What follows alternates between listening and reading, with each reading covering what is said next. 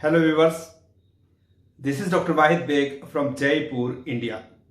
आइए आज बात करते हैं एक और यूनानी मुफरत दवा के बारे में, एक और सिंगल हर्बल मेडिसिन के बारे में। काली जीरी, काला जीरा भी बोलते हैं इसको, काली जीरी भी बोलते हैं जीम के साथ। कमून बर्री, कमून हबशी या जीरा दश्ती भी बोलते हैं इसको। इसको कहीं कहीं काला जीरा बोला जाता है, तो उससे थोड़ा सा कंफ्यूजन होता है, चूंकि जीरे जो सफेद और स्याह जीरे होते हैं उसको भी कुछ लोग काला जीरा बोल देते हैं, होता भी है। लेकिन उसको थोड़ा सा डिफ्रेंशिएट करने के लिए अतिब्बा ने इसको काली जीरी बोल दिया गया। इसीलिए हमें यह ध्यान रखना चाहिए कि बोलते वक्त और लिखते वक्त हम इसको काली जीरी ही बोलें। हालांकि कुछ जगहों पे काला जीरा बोला जाता है, लेकिन अगर हम इसको तफरीक करने के लिए, डिफ्रेंशिएशन के लिए, जब वो जीरी काली जीरी बोलें इसको और इसको जीरा स्याह बोलें, तो फिर ये कंफ्यूजन नहीं होगा।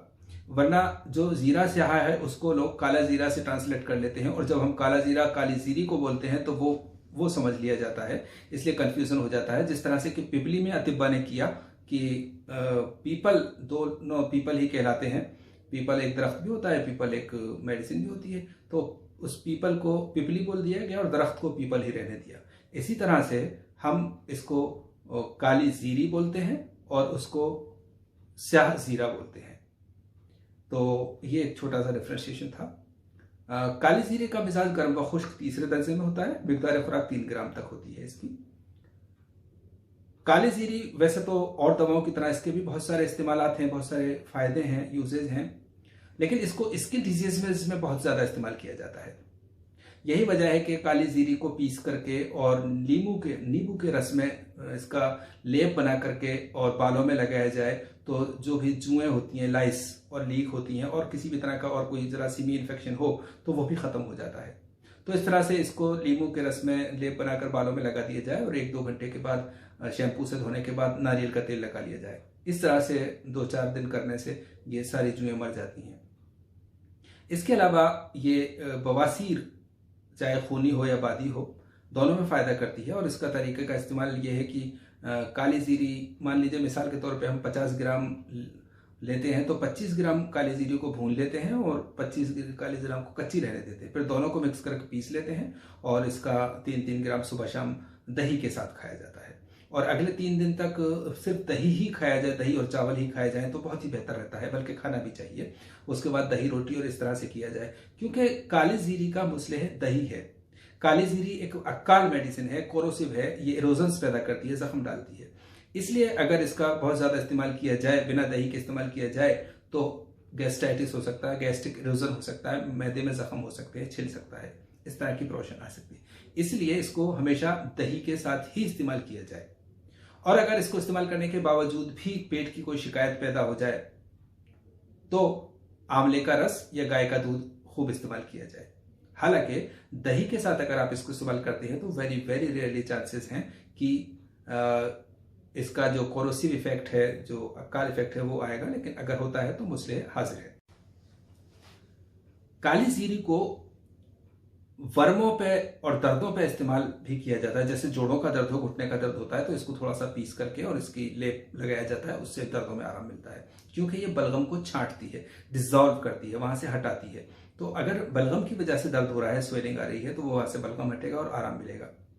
इसके अलावा ये पेट के कीड़ों के लिए भी एक बहुत ही अच्छी दवा है।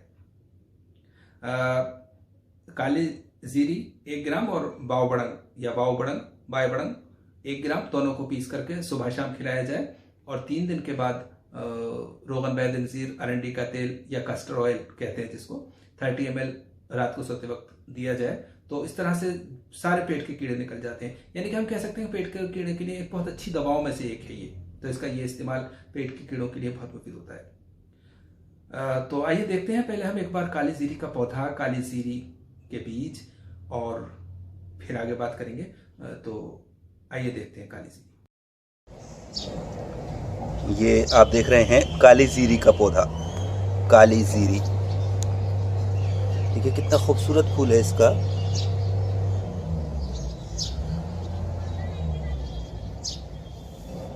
और इसके पत्ते देखिए, इसके पत्तों में बहुत ज़्यादा कटिंग है, बिल्कुल पास पास पास पास।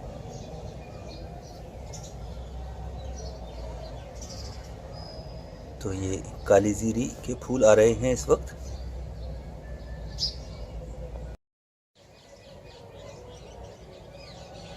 अब आप देख सकते हैं काली जीरी ऑलमोस्ट मैच्योर हो चुकी है। आप इसके फ्लावर्स को देखें, ये पककर फूटने लगे हैं और इनके सीड्स मैच्योर हो गए हैं। लेकिन चूँकि ये गमले में है इसलिए बहुत ज़्यादा बड़ी और मैच्योर नहीं हो सकी, और पौधे भी ज़्यादा हैं इतनी कम जगह में। लेकिन आइडेंटिफिकेशन के लिए ये काफ़ी है कि हम इतना जान लें इसके फ्लावर्स, इसके पत्ते किस तरह के होते हैं। तो आप देख सकते हैं नीचे से भी, और ये बंगरा।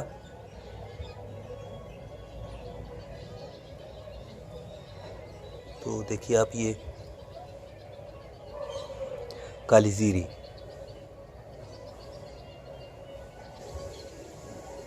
और ये सुरवाली का फ्लावर।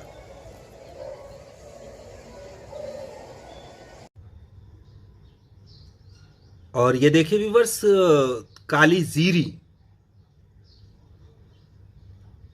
आगे का हिस्सा इसका काला होता है, पीछे से थोड़ा जहाँ से ये टूटता है लगता है वो उससे सफ़ेद होता है, इसलिए इसको आप थोड़ी सफ़ेदी भी देख सकते हैं इसमें। काली जीरी, इसको काली जीरी भी बोलते हैं, जीम से लिखते हैं इसको, सेंटाथेरम एंथेलमिंटिकम।